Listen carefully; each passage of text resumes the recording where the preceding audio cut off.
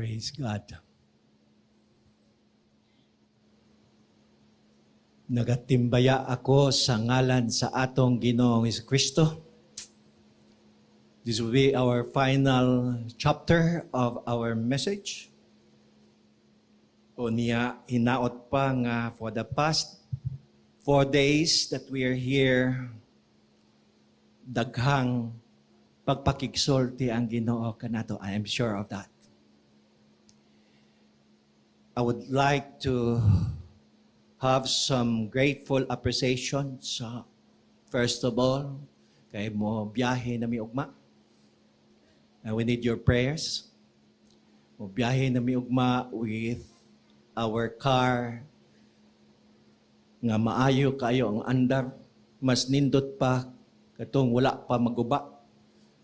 Mas nindot pa karon kaysa naguba ka the other time.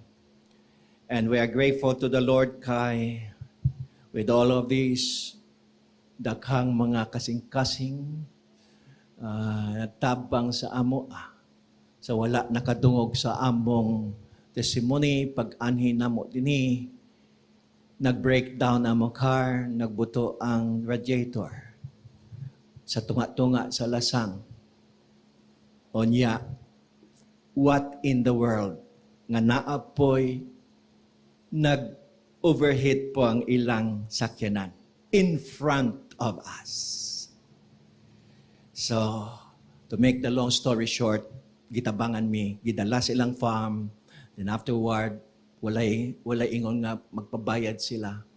In fact, yung nanaan itabo, nakuha na mo the other day, minimal lang kayong gihatag sa mekaniko nila dito, nga nagtrabaho for a day sa among sakyanan, then nataod ang radiator. And I praise the Lord for Pastor Jay, Pastor Al, Pastor Ruben. Kay sila among gitawagan. Wa na mo gitawagan si Pastor David. Kay overkill na siya. So, nitabang sila and we're given monotone replacement, radiator, original parts, at lesser gyud nga price, sobra pa sa senior citizen discount. So we are thankful to the Lord for that. Unya, nakabiyahe na mi pani dinhi. And tomorrow, we are sure, by the grace of God, nanoy ang among pagbiyahe gikan dinhi. We solicit your prayers. Unya, nining mga for the past days, daghang puming natun-an, daghang kung dili malimtan, mo lagi itong naianghel gyud ipadala ang Ginoo bisan sa tanan namong mga biyahe. Motabang gyud na siya sa mo. Anghel nga kung kaysa lailahig naong, mao na mga ampo ninyo, I know you've been praying, right? Been praying when we come. Unya, we know nga kining among pagbiyahe para kini sa Ginoo. Don't you know nga, samtang naami dinhi, ga-online po mi og work sa among eskwelahan. That's the beauty karon online. Ga-administer mi, ga-oversee mi sa tibuok eskwelahan, kauban sa mga faculty and staff, among mga principals and all of that. So, ganiha nami devotional during 3 o'clock, anak gina. Magwalig yung pulong sa Ginoo. O niya, na diha mga faculty and staff, kauban namo. With all of that, hinaot pa, tanan sila maluwas. Tanan gud sila maluwas diya sa Ginoo. Final chapter. There's a question that was raised by the Lord Jesus Christ o kining pangutanaha magpabilin balik-balik yun siya dili nimo undang samtang kita maglakaw diya sa Ginoo. 3 questions, 3 confessions, 3 exhortations. O niya, makita ka na sa John chapter 21. And I would like to read the scripture for us. Allow me to read the scripture kay importante kay ni sa atong pagpamalandong. Chapter 21, the last chapter, verse 15. Nag-ingon, when they had finished eating, Jesus said to Simon Peter, Simon, son of John, do you truly love me more than this? That's the question. Yes, Lord, he said, you know that I love you. And Jesus said, feed my lambs.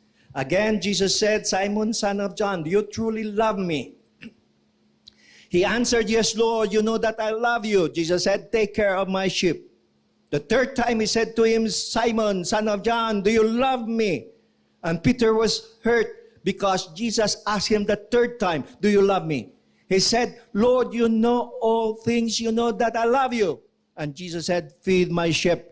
I tell you the truth, when you were younger, you dressed yourself and went where you wanted. But when you are old, you stretch out your hands and someone else will dress you and lead you where you do not want to go. And Jesus said this to indicate the kind of death by which Peter would glorify God.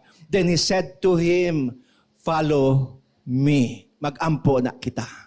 Our gracious Father, once again, we are here with your word. Samtang kami magbukas nini, abli ang among nauna o kasing-kasing, O Diyos.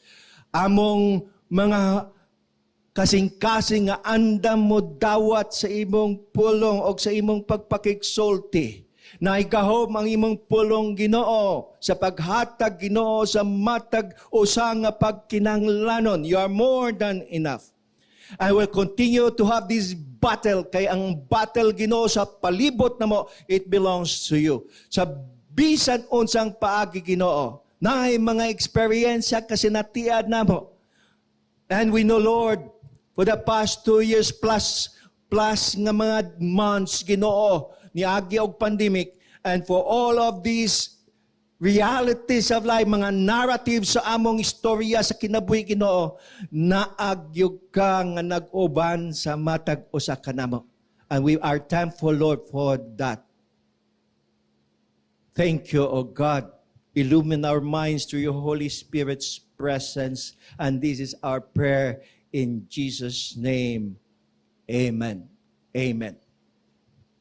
Simon, son of John, do you truly love me more than this? Let me set the backdrop. Ang background, ana, 21:1-14. That time, Jesus was resurrected from the dead. And before he ascended to heaven, in Acts chapter 1, he had a final face-to-face meeting with his disciples. And for the second time, unsa ang context. It's the same fishing trip with Peter and as the leader and alongside with other disciples nga bibiya sa Ginoo. They went home, they went back to their barracks. Unya kung atong tan-awon dinhi, for the second time, they caught nothing. Balikan nato na siya, Luke chapter 5, naa sila, nangisda po sila dito, o niya, kung wala ang Ginoo sa ilang tunga, wa po sila'y nakuha. And for the second time, samtang nangisda sila, and the context of John 21 verse 3, nga niingon si Peter, kapoy man, laay man, subo man, mangisda ko. I'll go fishing. O niya, ang uban dito, ingon sila, ikaw lang di ay, uban mi. Uban mi nimo. And ingon dito, pitog yun sila.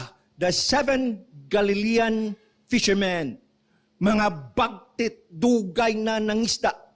But they went out, o niya, nisulod sila sa baroto ni Peter, and but that night, ingon dito, wa gyud sila'y nakuha, buntag na lang nabuntagan, wa gyud sila'y nakuha, and at the heart of John's narrative, gihatagan gyud usa ka chapter kining tawhana, Peter. Who does not know what happened to him?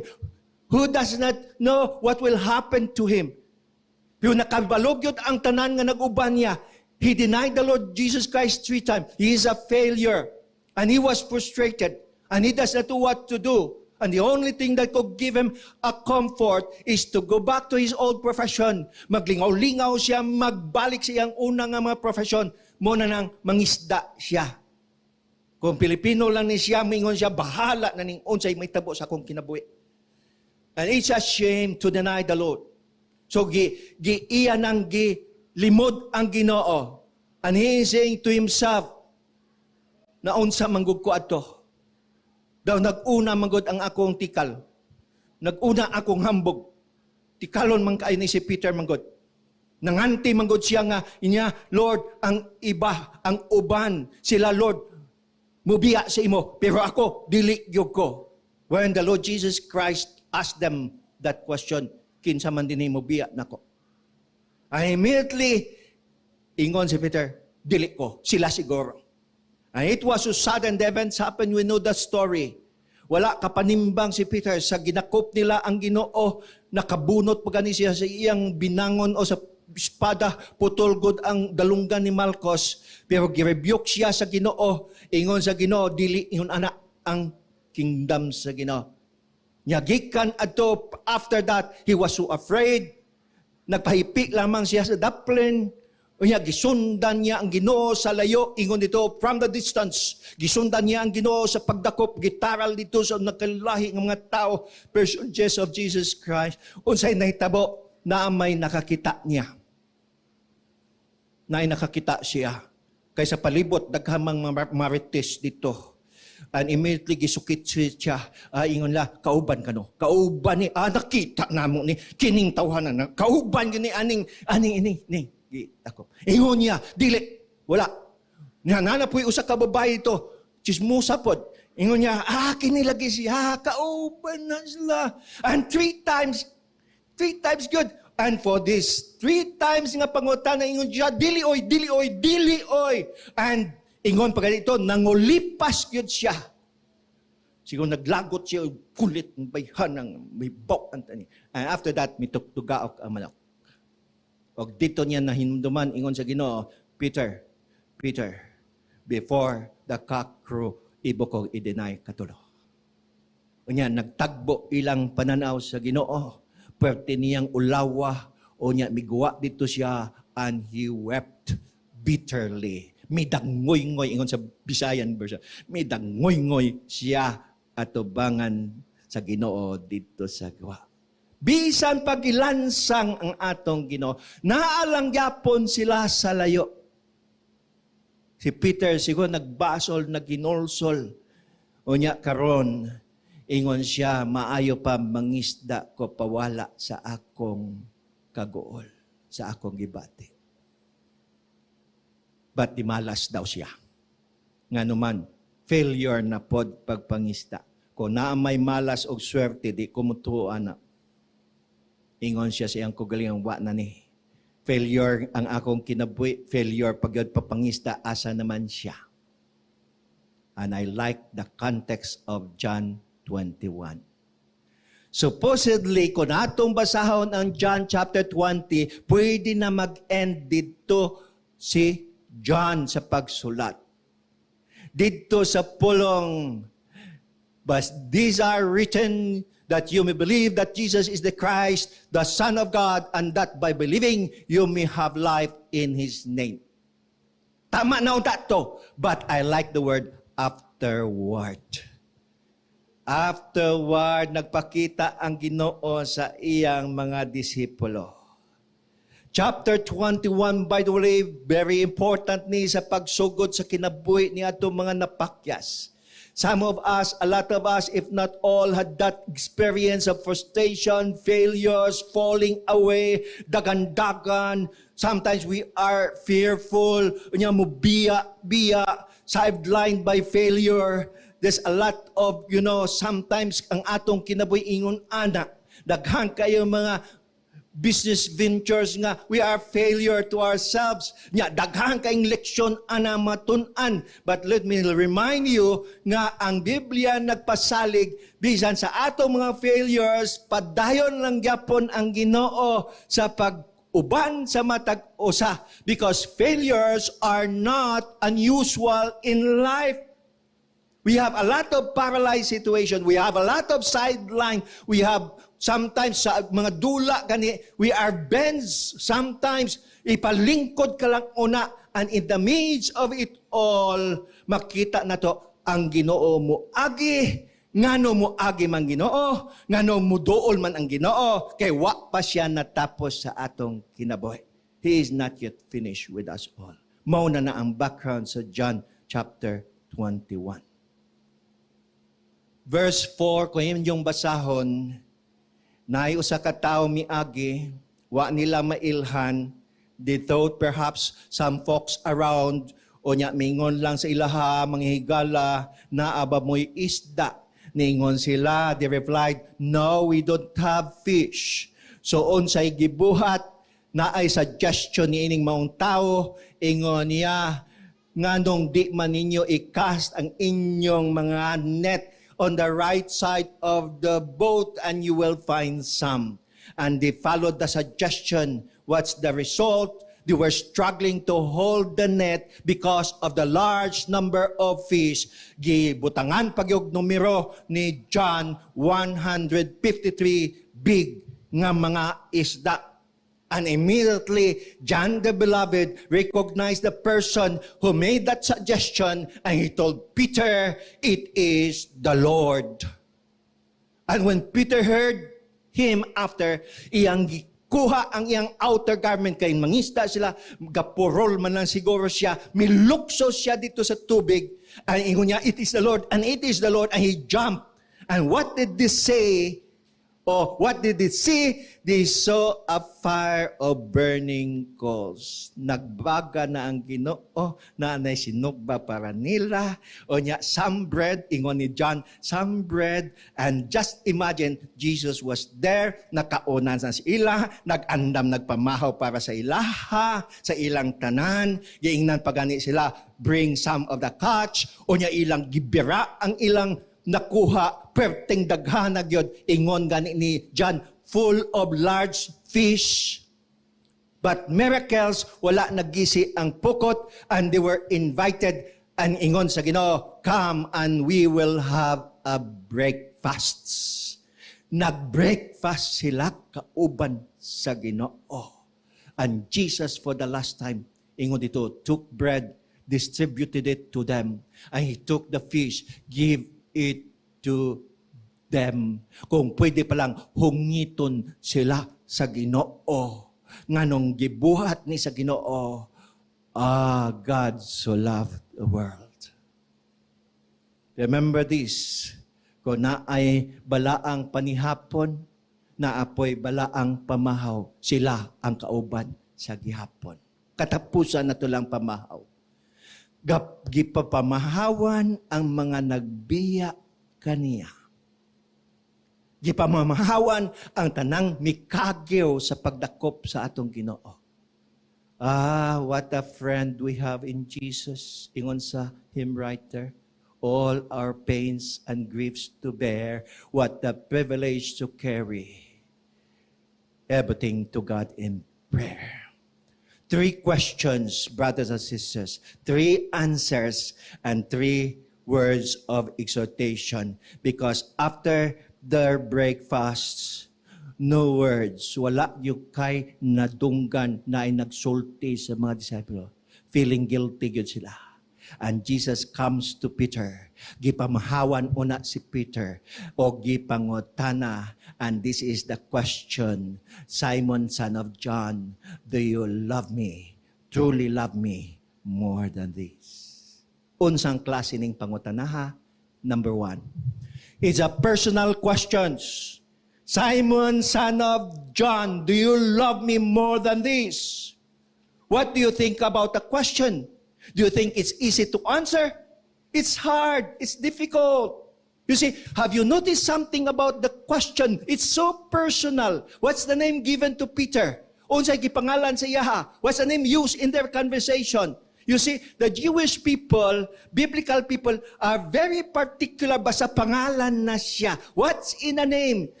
To them, person's character naa dito. To them, kauban ang mga behavior, kauban ang mga attitude, naa sa pangalan ang mga pamatasan. Munang kung magpangalan mo sa inyong anak, ayaw yun ninyong pangalan ni Judas, Histas, Pilato, unsa pa na. Kay katawan na sila sa inyong mga ilang mga amigo. Munang, Simon! That's the old name of Peter. Dili ba kiilisda na ni? Di ba kiingnan na siya sa Ginoo? Thou art Peter, and upon this rock I will build my church. Peter man gyuto. Unsa man ning Simon? It means shaky. Shaky. Gauyog. Dili permanente, not strong. Pero unsang Peter? Rock. Little rock. Bato. Why call him by his old name? Shaky. Because he was so shaky. Simon, asa naman tong bato? Simon, the shaky ones, the backslider. It's a personal question. It's a difficult question because we directly touches about the heart of Jesus. Kita mga tao, we don't like hard questions. We prefer light ones, easy ones. How are you? You know, how do you feel? How do you do? Kumusta ka man? Yeah, easy lang kay na siya. Kaya nga naman, after may yung kumusta man, ayaw man, wala na siya. But Jesus is different. He asked hard questions nga makapangutan na kasi imong kaugaling yung tinuod ba ni. He is the giver of life. Gano'n man na siya? Kay ingana man na siya. Mga personal questions nga gihatag niya kay Peter. Peter, who do you think I am? Kinsa mangyud ko sa imuha? Kang uban ingon niya, ikaw si mga propeta, ikaw si Elijah, ikaw dili ikaw Peter, kinsa man ko? And Peter, nigwa niya sa iyang baba, you are the Christ, the Son of the living God. Pero ingon sa Ginoo, wala na gi-reveal, wala na diha sa imuha, gi-reveal na sa akong amahan nga naa sa langit. That's what we are. Siya ang Ginoo nato. He is the way maker. Ingon sa kanta, He is the miracle worker. He is a life changer. He is the promise keeper. He is the source of what we are and what we have. Tanan-tanan nga naa kanato, including our life, gikan sa iyang mga kamot. And the Lord Jesus Christ does not dwell on trivialities. He dwells directly what's in our hearts. Tanawang yun niya ang atong kasing-kasing. Iya ginang agian sa iyang kaskan. Iskan ginang kasing-kasing. Unya, pangutanon yutas iyang pangutana. From time to time, 3 questions in succession. Do you love me? Truly love me more than this? Do you love me? Do you love me? Tinuod ba yun na? And the first question is so different because of the word, done this. Done this. Sobra pa ni ining mga butanga o niya dagka mga Bible scholar na gunaw na unsam ning mga butanga dinhi. But when you look at this, daghan kayong amo ning gidiskusyonan sa theology class dito pas panahon nga estudyante. We have a lot of possible answers. It means, did your words match your action? Did your action match your words? Did you remember, Peter? Nag-ingong yung ka, nagpromisa ka, imog yung kong higugmaon, pero tinuod bagyod na siya. Remember the time? Miuyon ang tanan nga, wagyoy mangulipas nako, wagyoy mo deny nako. Pero nag-second demotion ang tanan. Pero gibiyaan ninyo ko, giluiban ko ni Judas, gilimod ko ni Mug Katulo, Simon, and kauban sa tanan, wa naman ko'y nakita do except for John, nga naa dito kauban sa mother. Do you love me? Unya, other versions kay imong tanawon sa mga sinulatan, ang uban dito nga hubad nila, do you love me more than these other people around? Kining imong mga kaubanan, mga Galilean, ang ilabang gugma, mas dako pa imong gugma sa ilaha. Pero pareho lang sila na palyar ang gugma. Sa kanli naapoy mga nagsulat nga ingon niya, kining gugma, kadang ilang business karon, mga sakayan, mga pukot, balik sila sa old business, old vocation, back to the barracks, and they exchange the Lord's love with old ways, old practice, old business. Ang iyang gibiyaan kaniya to, gibalikan nila. Meaning, kung atong tanawon na in love lang bagyapon sila sa ilang kanhing mga buluhaton. And this also, usapa ka reason kanang success nga ilang nahimo pagkadaghang isda, 153 big fish. Ingon ni Chrysostom, mo ni ang mga representative sa tanang isda dito sa lake. Unya, niguwa lamang dito, unya, nagpadakop dito. Ang mga dagko dito. And it's big money. It's miracle. Pero tanan ka na, gikan sa kamot sa Ginoo. Unya, kung atong atrasan, mangutan na ta. Pila kaninyo nag-ingon kini si Peter, yung laing, yung batasan. Immediately we jump on them. And kung atong tanawon, we treat them harshly. I wonder if some of these can be seen in us. Gihigugma ba nato ning more than sa atong pagigugma sa Ginoo? Kay makaingon gyud ang Ginoo sa atoa, kabalo nako. Nang kumon nga, alam na this. Kung naay nakasala, kung nasayop, natumba ato dayong hukman, ayaw, palihog lang. Ingon ang Ginoo, ayaw pag hukom kay hukman po ka.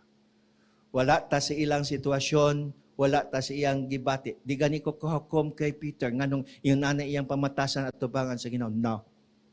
Wa ka kay balo sa iyang gibati. Wa ka kay balo sa iyang narrative sa kinabuhi. Wa ka kay balo sa iyang unsay naa sa iyang kasikay. Wa ka kay balo sa iyang mga eksperyensya. Daghan pa siguro siyang na-experience. Ang narrative sa maayo, we look at ourselves and pray, Lord, be gracious. Kay daghan tang wala masabtan sa usa ka tawo, dili ka ka-judge sa naang tawhana. Muhilak kanina, ayaw gyud siya i-judge nganong naghilak siya kay wa ka kay balo, wa ka sa iyang sitwasyon.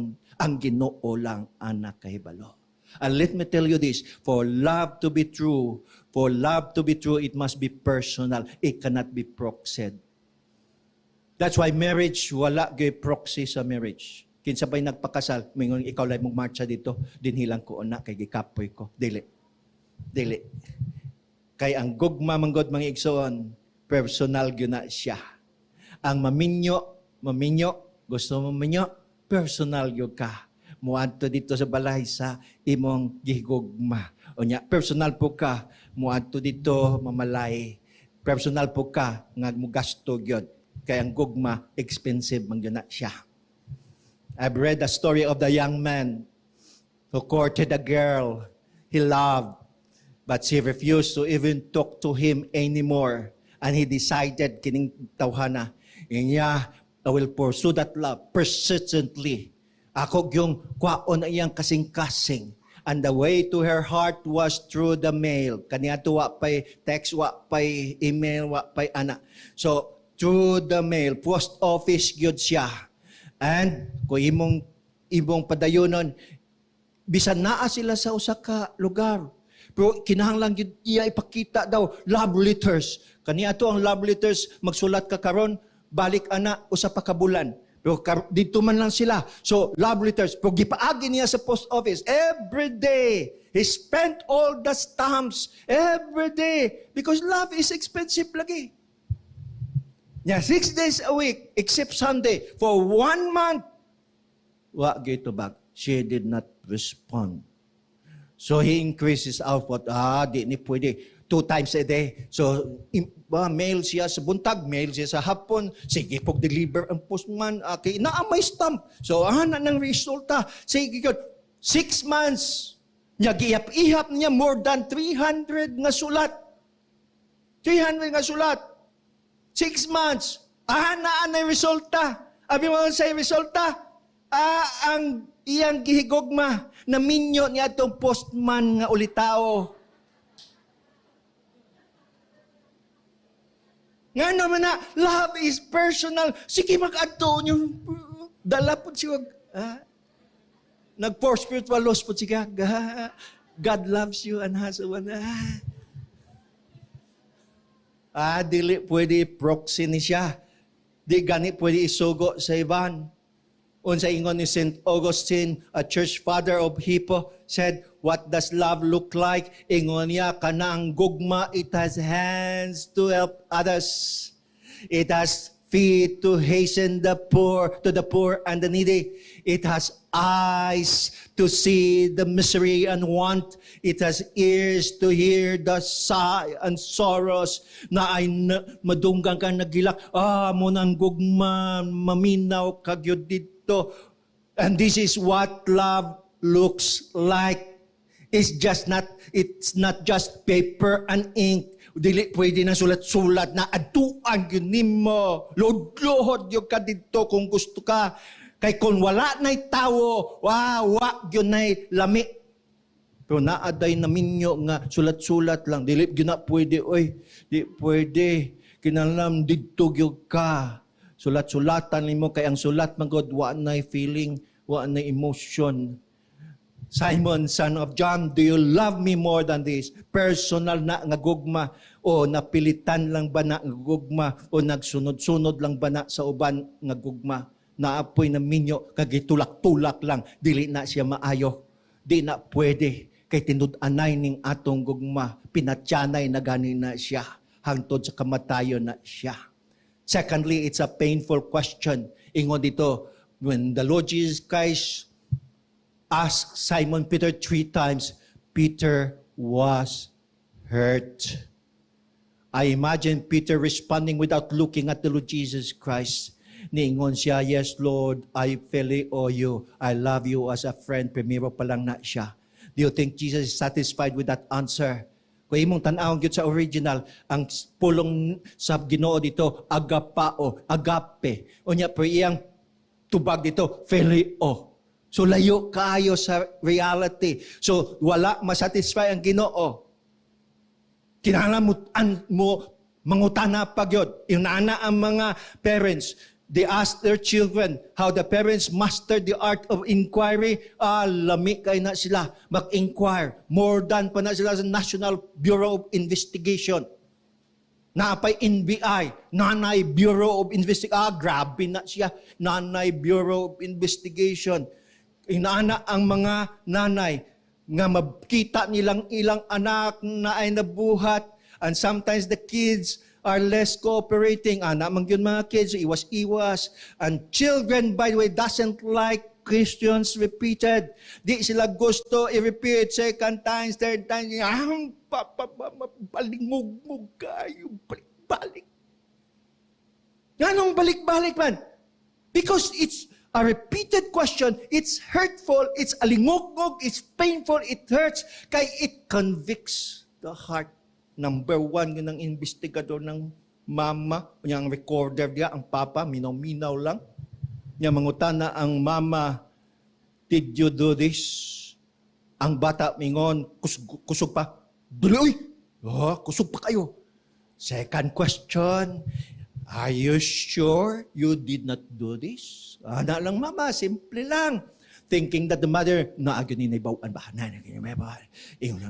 Lagi ma. Dukot-dukot na yun. Murag, guilty. And finally, the mother asks again, that's why it's hurtful question, it's painful question. Are you sure you want to stay with that answer? Is that your final answer? Lain na. Ang ikaupat pa nga pangutana, bantay ka.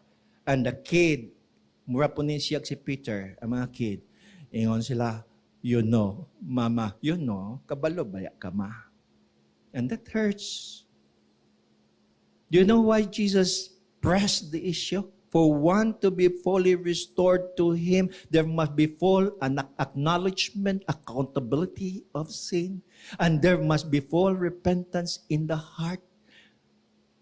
Remember Hosea, na ang pagpasaylo sa Ginoo. Remember, ingon sa Ginoo, balik mo, come home. Pero naalangya po'y pagpabalik-balik ng mga narratives nga nung ingon ani mo. Balik-balik yun na siya. Balik-balik para mutuhop yun siya. Dili lang kausa dito. All that 14 chapters dito.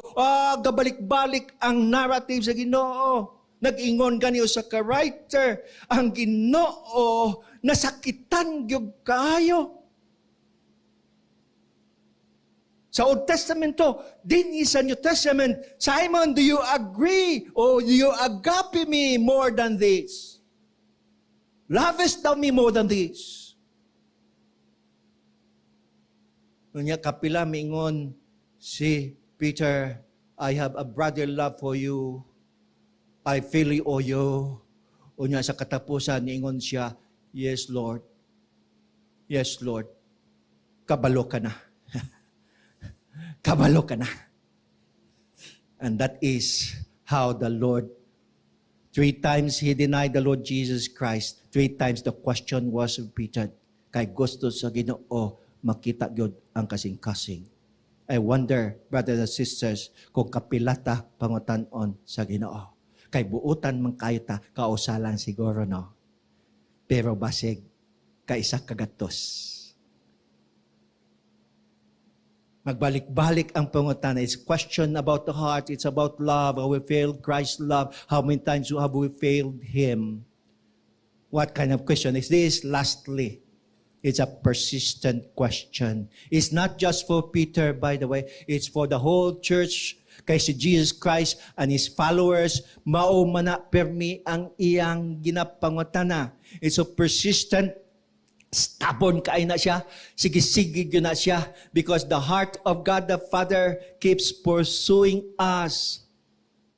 Yes, it's for Peter primarily, but he is the leader in the making, and he followed the Lord, and he denied Him, and he went back to his old self, but the Lord is not finished with him, and all the disciples. That's why we have John chapter 21, and for us also the Lord will not give up on us as well. Then this question will be asked, and we can only answer humbly, and yes, Lord, you know all things, you know where I fail you, you know how I feel about you, and kung imong tanaw after those questions, remember, Peter was already a broken man.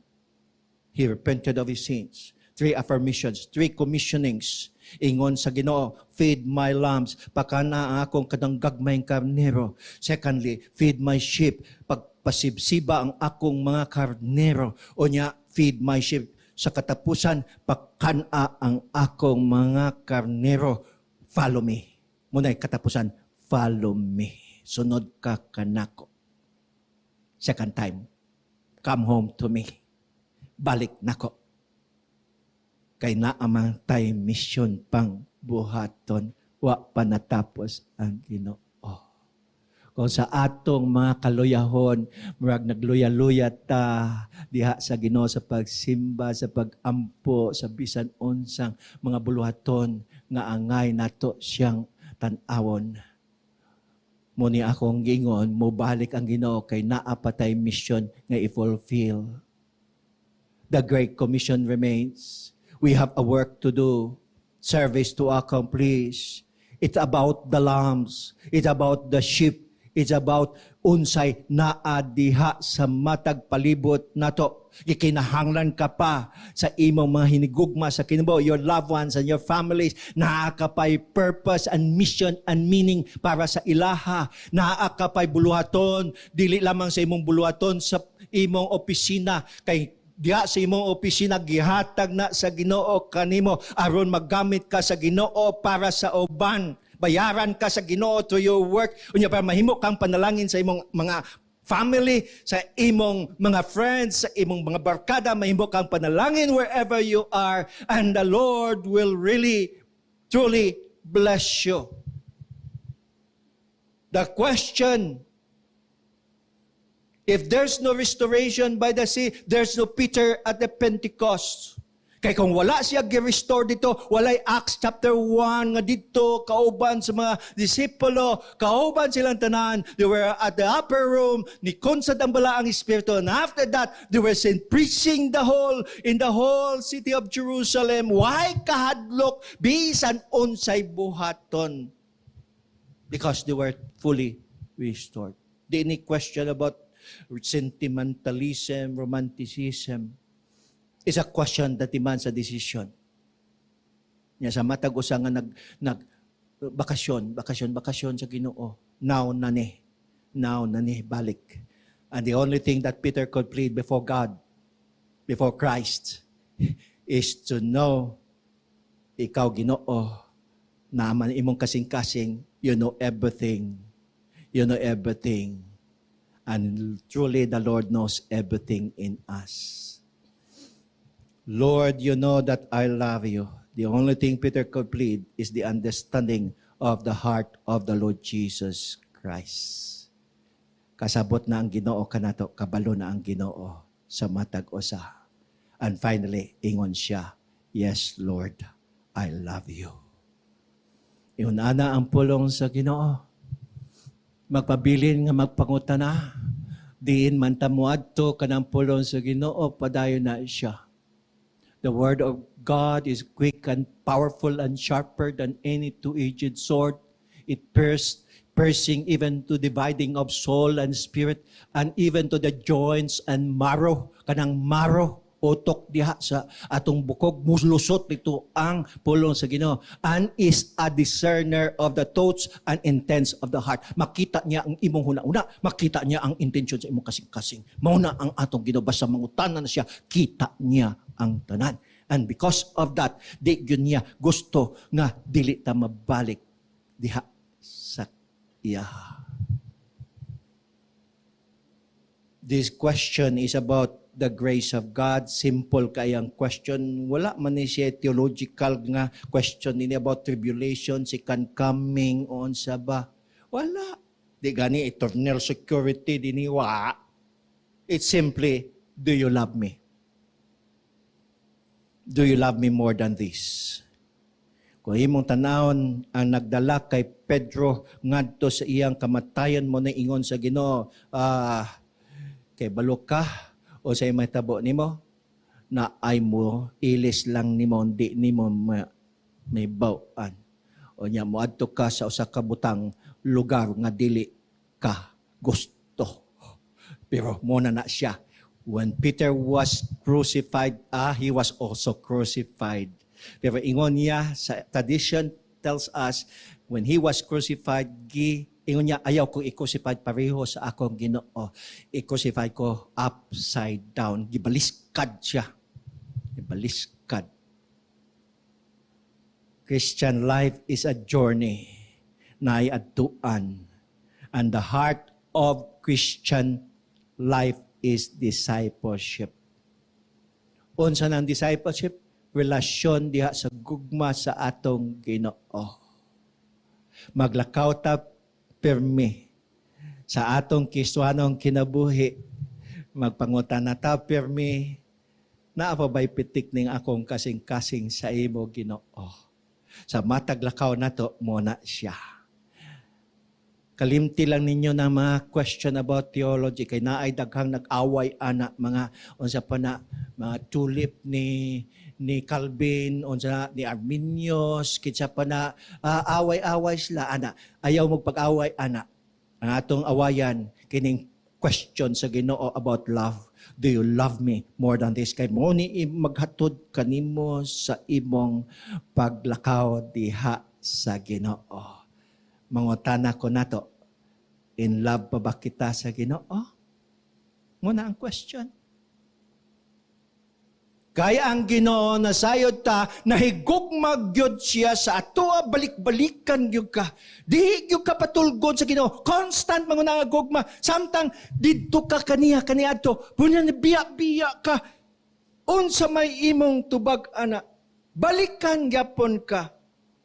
Si Karl Barth, noon nga theologian, na siya gisulat nga dogmatics, wala pa na si Erickson, wala pa na si Grudem sa ilang systematic theology. Si Karl Barth, maalam na theologian. Gipangutan na siya sa iyang katigulangon. What is the greatest thought you ever had? The greatest theological thinking you ever had? Abi maon sa iyang tubag, simple lang. Iyang gikotong, simple po nga kantas bata. Jesus loves me more than this I know, for the Bible tells me so. Jesus loves me. This I know, for the Bible tells me so. Muna pinaka-taas kayo nga theological thinking. Nga naman, it's about the love of Christ. Gugmag yapon ta. Balik yapon ta. Nagisulat ang among kaubang pastor dito sa Davao. Na-compose niya sa papuri ni siya. Na-compose siya muna tong pagkat ang Diyos ay pag-ibig. Inyo na nadungkan. Pag-ibig ang siyang pumukaw sa bawat puso at kaluluwa. Ang siyang nagdulot sa aking buhay, liwanag sa dilim at pag-asa. And all of that, ingon ana ang gugma sa Ginoo kanato. Kung naay nahigugma, nasayod ta, nga kining maong gugma, mauna ang maghatod nato ugma damlak. We cannot live our future walay gugma sa Ginoo. Lisod igsoon mo nang ang Ginoo Mobalik lang gyapon katapusan ning mga pangutana, ibalik-balik, ibalik-balik. Do you love me more than this? Magampo ta. Our gracious God, loving Father, tanan-tanan nga naa kanamo. Resulta man ni Ginoo sa imong gugma sa matag usa. Hinaot pa, di makalimot ni ini. And it is our prayer, O God, our Father, through your Son, Jesus Christ, nga tinuod gyud nga nahigugma kanamo. Dili gyud na mobiya kanamo. And this is love, Ginoo, maghatod kanamo sa nagkalailahi namo nga maprofesyon, vokasyon, sa nagilahaw inamo nga mabuluhaton, o kining gugmaha, Ginoo, padayon na siya magpitik. Padayon na magpitik. Dili mawala imong gugma. Who can separate us from your love? Wala gyud. Until death, wala gyud. Pero sa amo, Ginoo, kakugalingon hinaot pa, amo nang i-renew. Mubalik minimo. We'll be home with you. Nag-welcome man gyud ka kanamo. Pero may magkabingon, welcome home. Kay ang among home na alang diha kanimo. Naamang mi paulian. Mubalik man gyud mi nimo. Kay kapoy kayo kung dili mi mubalik nimo. Kini amo mapag-ampo, Ginoo, for your people here at Chikap. Padayon ka, Ginoo, sa pag-uban. O niya, pabuga na ang buhat sa ilang mga kamot. I-prosper, Ginoo, sa bisan onsa. Ang mga tinguha sa kinabuhi, Ginoo, naagyo na'y maabot. Kay ang among journey together, naagyo diha sa imong maayong mga kamot. Unya, diha sa imong mga kamot, mga panalangin nga langiton, nga dili matukib sa among mga baba. Moabot lamang bisan wala pagani namo gipangayo. And for all of us nga nag-prayer and fasting, Lord, nasayod ka sa unsang mga pagkinanglanon sa imo mga katawhan, nasayod ka unsay mga struggle diha. Oh, naagdihay mga healing of relationship, ipabalik, Ginoo ka na. O niya, Ginoo within the family, bugkusa sila, Ginoo, diha lang yapon sa imong gugma. Within the church, bugkusa kami in unity, in spirit, diha gyapon sa imong gugma. Tanan nga among buhaton, diha gyapon sa imong gugma. Kay dili gyud mi ma-unite as one kung wala kami diha kanimo, diha sa imong gugma. And that's the reason why this question is so important. Do you love me more than this? This is our prayer in Jesus' name. Amen. God bless us all.